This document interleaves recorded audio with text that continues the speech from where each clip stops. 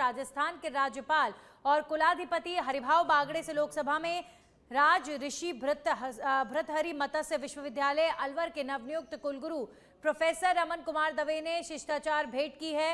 कुलगुरु पद संभालने के बाद राज्यपाल से प्रोफेसर दवे की पहली औपचारिक मुलाकात रही। तो नियुक्ति के बाद पहली बार राज्यपाल हरिभाव बागड़े से मिलने पहुंचे नवनियुक्त कुलगुरु। लोक भवन में शिष्टाचार मुलाकात हुई है और मुलाकात की तस्वीर सामने आई है। प्रोफेसर रमन कुमार दवे ने पहली औपचारिक मुलाकात हरिभाव बागड़े जी से की है। कुलाधिपति हरिभाव बागड़े से मुलाकात की तस्वीर।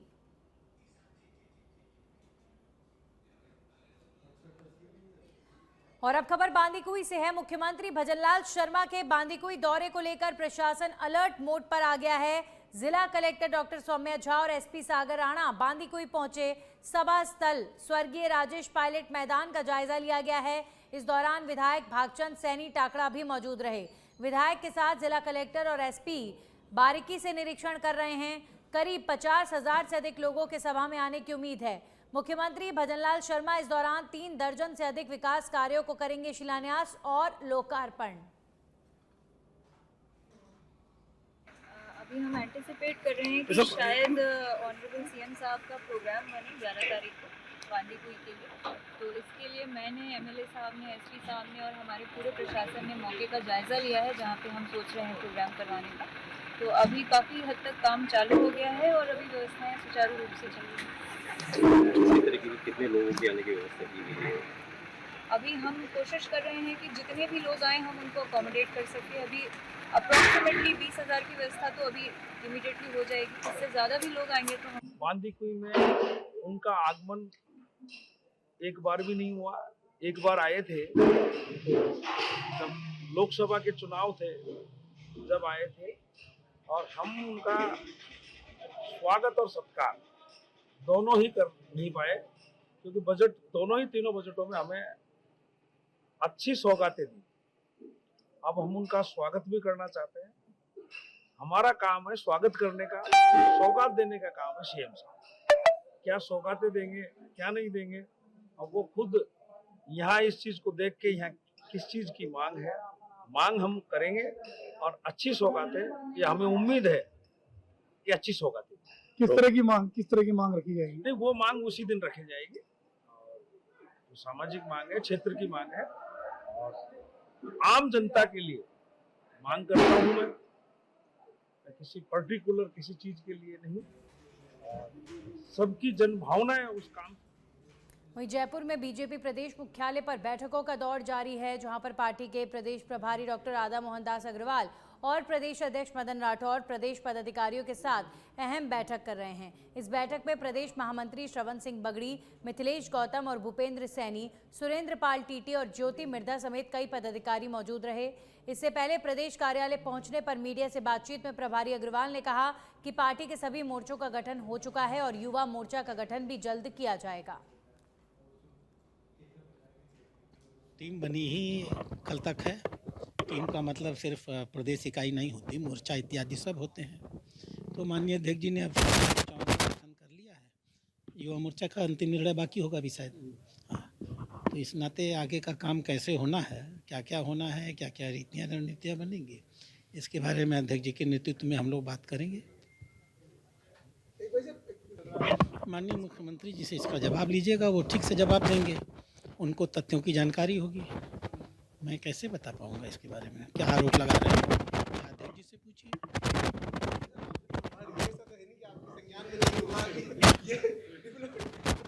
नहीं, सचमुच। वहीं जयपुर से खबर है, जहां पर डीईओ सुनील कुमार सिंघल का स्कूलों का निरीक्षण देखने को मिला। बगरू के सरकारी विद्यालय का औचक निरीक्षण किया गया है। प्रवेशोत्सव अभियान को लेकर विस्तृत जानकारी ली गई है। स्टाफ से सर्वे ऐप के उपयोग पर भी चर्चा की गई है। 25% से ज्यादा स्टाफ घर घर कर रहा संपर्क। नामांकन बढ़ाने पर भी विशेष जोर दिया जा रहा है। अभिभावकों को जागरूक करने के निर्देश दिए गए हैं। शिक्षा व्यवस्था सुधारने पर भी फोकस करने के निर्देश दिए गए हैं। बगरू के बाद महिला और दूदू क्षेत्र का भी निरीक्षण किया जाएगा। जिले में प्रवेशोत्सव अभियान को गति मिलती हुई नजर आ रही है। तो प्रवेशोत्सव को लेकर औचक निरीक्षण स्कूलों का प्रदेश में लगातार हो रहा है। नामांकन बढ़ाने पर जोर दिया गया है। अभिभावकों को जागरूक करने के दिशा निर्देश भी दिए गए हैं।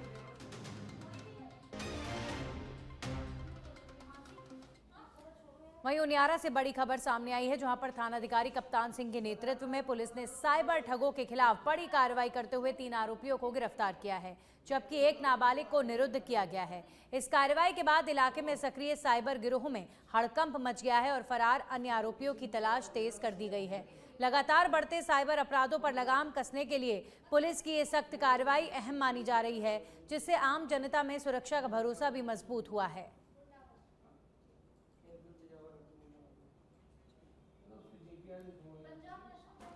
वहीं जालोर में सरकारी नौकरी दिलाने के नाम पर बेरोजगार युवाओं से लाखों रुपए ठगने वाले आरोपी राकेश कुमार को कोतवाली पुलिस ने सोमवार को कोर्ट में पेश किया, जहां से उसे 3 दिन के रिमांड पर भेज दिया गया है। आरोपी बिना किसी डर या पछतावे के हंसते हुए कोर्ट पहुंचा। पुलिस के अनुसार राकेश, जो पाली के तखतगढ़ का निवासी है और जालोर के रतनपुरा रोड पर रह रहा था, उसने नगर परिषद में नौकरी लगवाने का झांसा देकर ऋतिक मीणा से 10 लाख और अन्य युवकों से 3-3 लाख रुपए ऐंठे। आरोपी ने रिटायर्ड अधिकारी और नगर परिषद आयुक्त के फर्जी हस्ताक्षर कर नियुक्ति पत्र भी बांट दिए, जिनमें अधिशासी अधिकारी और कनिष्ठ सहायक जैसे पदों पर नियुक्ति का दावा किया गया है। फर्जीवाड़ा सामने आने पर पीड़ितों ने मामला दर्ज कराया, जिसके बाद पुलिस ने जांच करते हुए आरोपी को हिरासत में लेकर पूछताछ शुरू कर दी है।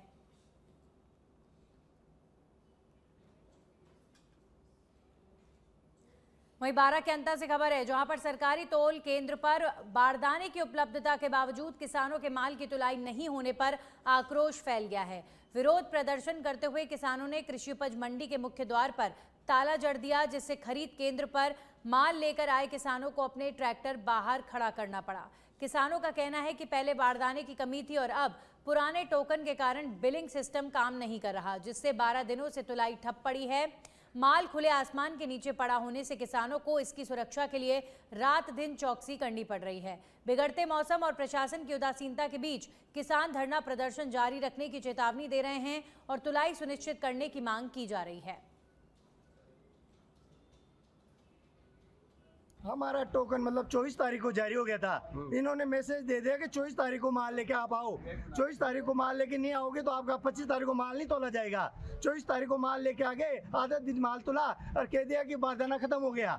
तो हमने इंतजार किया बारदाने आने का, तो उसके बाद बीच में 2 बार बारिश होगी, 10 दिन तक बारदाना नहीं आया। फिर बारदाना आने के बाद शनिवार को बारदाना आ गया, तो इन्होंने शनिवार को माल नहीं तोला, बुधवार को नहीं तोला, सोमवार के आधे दिन से माल तोलना चालू किया। फिर माल तोल के ज़्यादा माल तोल के कहा कि अभी कहे कि मतलब तुम्हारी कहे कि रजिस्ट्रेशन था वो खारिज हो गया, आपका माल नहीं तोलेगा अब, और आप घर जाओ और माल को लेके जाओ। तो अब क्या चाहते हो आप? अब ये चाहते हैं कि जो हमारा माल है, हम पड़े हुए हैं 24 तारीख से, जो भी लोग सबका माल तुले।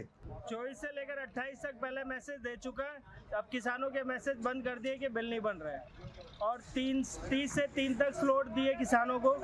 पुराने नए जो किसानों ने गेहूं पटक दिए, 12 दिन से मौसम की मार भी झेल रहे हैं, गेहूं पड़े हैं, अभी तक गेहूं नहीं तुले, और रजिस्ट्रेशन क्रमांक से गेहूं का मतलब स्लॉट उसको मैसेज दे रहे हैं। तो अब जो 30 से 3 में स्लॉट दिया, तो स्लॉट क्यों दिया? स्लॉट नहीं दिया, नहीं देना था तो फिर किसान गेहूं नहीं पटकेगा बेचारा।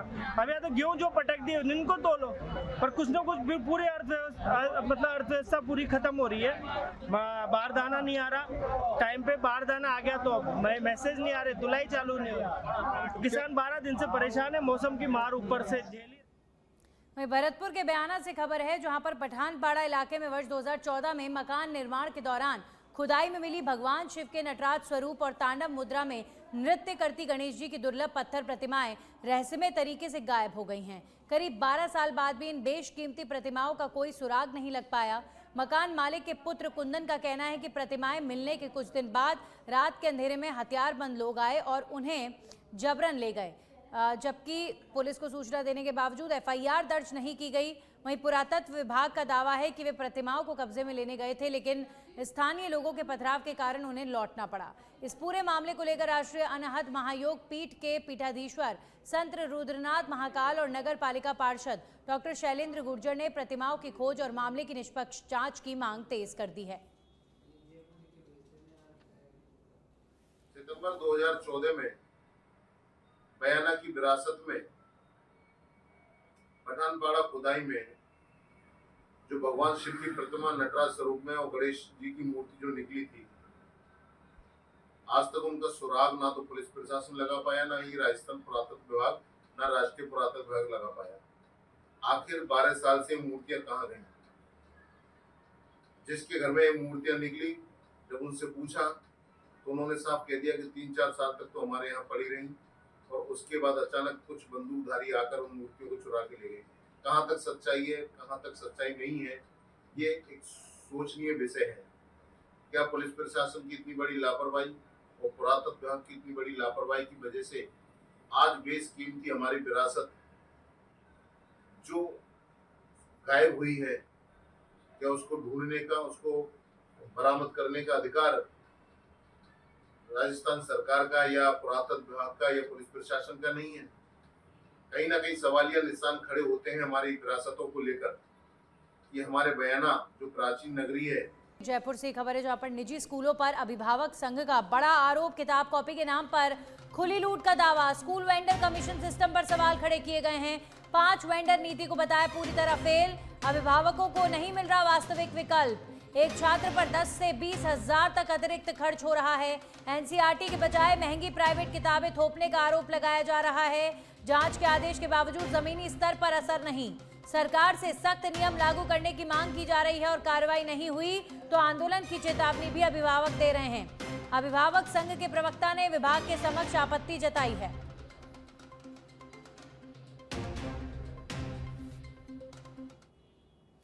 वहीं नागौर के डेगाना क्षेत्र में मंगलवार देर रात से मौसम ने अचानक करवट लेते हुए तेज बारिश और कई जगहों पर ओलावृष्टि का दौर शुरू कर दिया, जिससे खेतों में सफेद चादर सी बिछ गई और किसानों की चिंता बढ़ गई है। पश्चिमी विक्षोभ के सक्रिय होने से हो रही इस बेमौसम बारिश ने खास तौर पर इसबगोल, गेहूं, चना और सरसों की खड़ी फसलों को नुकसान की आशंका पैदा कर दी है।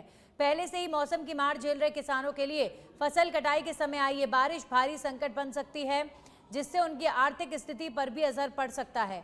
फिलहाल किसान मौसम साफ होने की उम्मीद में आस लगाए बैठे हैं।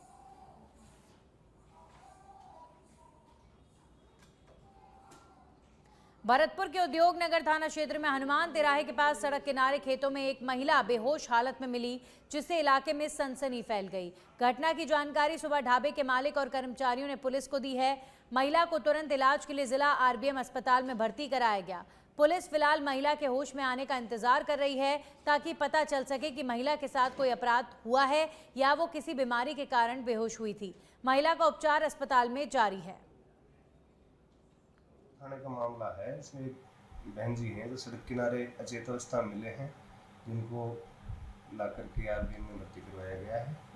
उनकी देख रेख हेतु महिला एफसी को लगाया गया है। डॉक्टर साहब द्वारा उपचार किया जा रहा है। अभी बोलने की स्थिति में नहीं है। बोल पाएगी जब नाम पता पूछ करके कोई अपराध हुआ है या कोई बीमार है, क्या वास्तव में क्या। जैसलमेर से खबर जहां पर टायर ट्यूब पंक्चर की दुकान में देर रात लगी भीषण आग। अचानक लगी आग ने धीरे धीरे लिया विकराल रूप। आग ने पास की दुकानों को भी एक एक कर अपनी चपेट में ले लिया है। घटना के दौरान टायर ट्यूब पंक्चर की दुकान के आगे बने टीन शेड में सो रहे थे 2 युवक और पुलिस की रात्रि गश्त टीम ने तत्काल पहुंचकर दोनों युवकों की जान बचाई है। सूचना मिलने पर नगर परिषद और सिविल डिफेंस की 4 फायर दमकल मौके पर पहुंची हैं। वहीं घटना की सूचना पर कोतवाली थानाधिकारी सुरजाराम टीम समेत मौके पर पहुंचे। 4 घंटे की कड़ी मशक्कत के बाद आग पर काबू पाया गया। इस हादसे में टायर ट्यूब पंक्चर की दुकान जलकर राख हो गई है। फिलहाल आग लगने के कारणों का नहीं हुआ खुलासा। शहर के यूनियन चौराहे की ये घटना बताई जा रही है।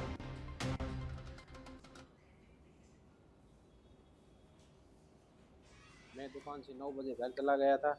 उसके बाद में वो आसपास वाले थे, उन्होंने बोला, तब मैं आया तब तक मतलब पुलिस वगैरह सब वहाँ पे आई हुई थी और सब गाड़ियाँ पुलिस वाली आग बुझा रही थी। तो मैं आया तो मेरा जो सामान था वो बल्कि के पूरा एकदम राख हो गया था और अंदर कुछ बता ही नहीं, सब जल गया था। क्या सामान था? सामान मशीनें थी, टायर खोलने वाली और सब 2 मशीनें थी, 2 कंप्रेशन वाली वो मशीनें थी, एक टायर खोलने वाला वो था मशीन और नट खोलने वाली मशीन थी और टायर अंदर बाइक के रखे हुए थे मोटरसाइकिल वाले वो जल गए, कैंपर की जोड़ी 2 रखी हुई थी वो जल गई और 1020 के टायर थे वो जल गए रखे हुए थे। रात को करीब 2:15 बजे के आसपास यूनियन चौराहे के पास स्थित एक रवि सेन की टायर की दुकान, टायर पंचर की दुकान है, उसमें आग की कुछ चिंगारी सी लगती देखकर वहाँ नाके पर मौजूद एसआई चिमन सिंह ने कंट्रोल को इतला दी कि यहाँ पे इस तरह की आग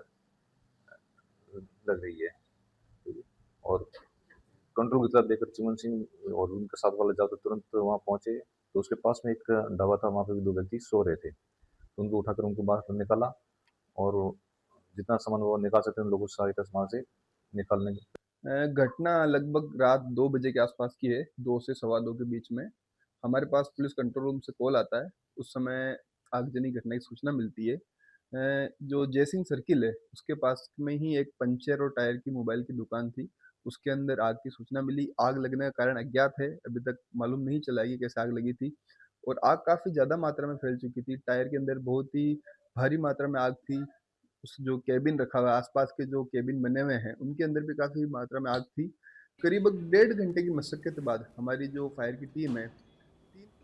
वहीं बलौदा बाजार से खबर है जहां पर एक दांतेल हाथी ने मचाया उत्पात। नवागांव वन बैरियर में किया तोड़फोड़ करते सीसीटीवी कैमरे में कैद हुई वीडियो। रात करीब 10 बजे आसपास जमकर उत्पात मचाया गया। सोना खान वन परिक्षेत्र के नवागांव का ये मामला सामने आया है।